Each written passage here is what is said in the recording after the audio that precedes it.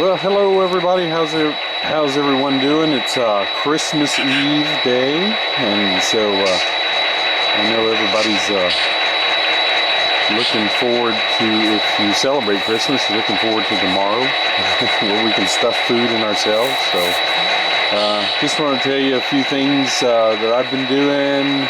Give you an update, real quick. So. One of the things that I've been working on is trying to get my track work just perfect before I start ballasting. So I've been working on getting all the kinks out of the track work, things like that, and I've been running a bunch of my engines. So I found some of the engines, had some problems. So it's probably normal problems, things that all of us need to check whenever we're doing that. And like I said, one thing I'd suggest is before you start ballasting that you actually run your trains a lot on your track to make sure everything's good.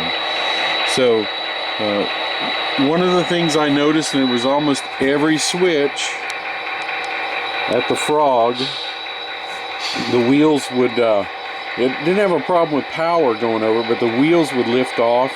Sometimes they would lose power there when they'd lift off the Frog, and then sometimes they would just they would derail.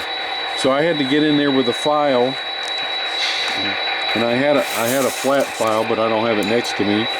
But I had to actually file out some of this area, and then file out between the guardrails and the rail, because it was the wheels were actually hitting the guardrail. So now these are micro engineering switches, and I've noticed it on Atlas switches and other switches too. It's just sometimes the clearances just aren't right. Sometimes the guardrail sticks up higher than it needs to, things like that. So you'll just have to test all of that when you start running your trains. So like I said, I've got a bigger gap now in between my guardrails, and then also trying to smooth it out here in the Frog area. So one thing I noticed too, and at least in micro engineering switches, is there's sometimes there's a lot of excess plastic right in this area, and so I have to clean that out. But otherwise, I think I've got everything running fairly smoothly now. If it wasn't the turnout, I was sometimes I was losing. It was losing traction, or either jumping the track on the curves, and that's kind of a mystery to me as why it was doing it, because these are 32-inch radius curves, so it's not like I have a problem with the radius being too small. So what I found out, there's two more things that I happen to do. One of them was on the back of this SD40. I don't know if you can tell it, but I had to put a longer coupler on the back of that SD40. So that helped it going around the curves, and now this one doesn't jump the track anymore like it was doing. So the other thing, I had this Jeep 7 over here that was also jumping the track somewhat. Not every time, but sometimes. So the problem with it is that inside, to connect the trucks, I had used this thick, stiff wire. And it's not real flexible. I mean, it's flexible if you bend it, but it stays in whatever position you bend.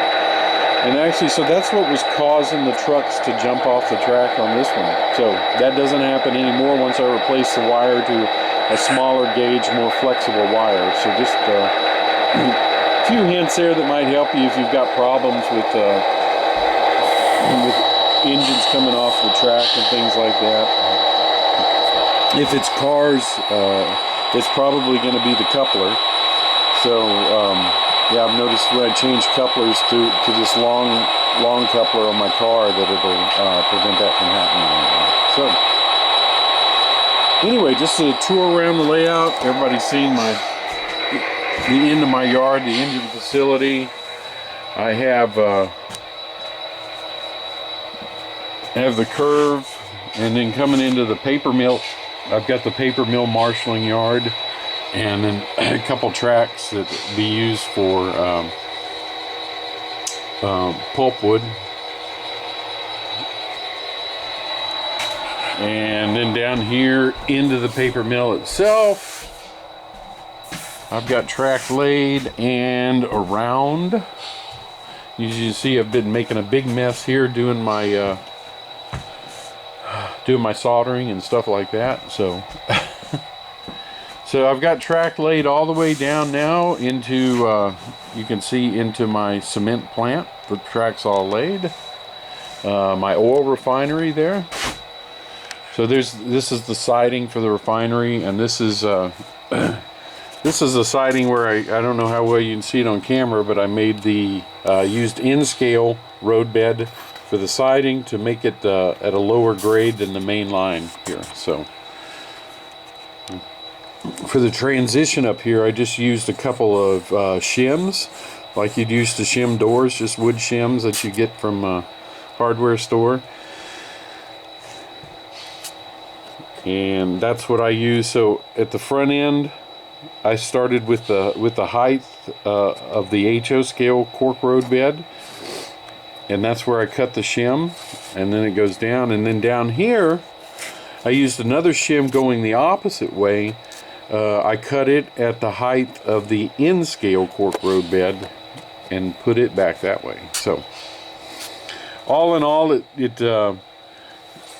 it drops that distance over about 7 inches, and I checked out the grade, and it's exactly a 1% grade. So it worked out. It's worked out real well. I think it dropped over about 7 inches to get that grade. So okay. So now there's where the refinery tracks are. I'm going to go down here. And I've got this whole siding laid, and as you can see, I actually have track laid halfway around the curve. So there's where it ends. That's as far as I've gotten. You'll notice in this section that I've actually haven't gone up 2 inches with the foam. I've gone up just an inch and a half. You can see that. And then I made the track grade a little bit higher. Sorry. So now my track grade is higher above my above ground level than it is in the other areas, and that's just to give it a little more scenic interest, so it doesn't look like it's just one flat track running around. And there's also going to be spots, you know, I add low hills and things like that, something to give it some scenic interest when it comes time to do the scenery. So when I go over into here, if I can get my alcohol out of the way, go over here, when it comes around, it's going to start to go into a town in this area, and this probably the first 15 feet is going to be town. So that's what it'll be over in this section, and I'll just build it up. I'm going to have several different crossings. Right before it goes into the town, I'm going to have just a plate girder bridge, so it'll drop down, you know, 2 to 3 inches from that. Then I'll probably have another bridge for it to cross under. And then I'll probably further on down in the town actually have a crossing at grade. So, you know, once again, gives it a little interest, mix it up. If you go into most towns that have railroad tracks, you'll see all different kinds of crossings. So, and that's what I want to do, try to represent several different types.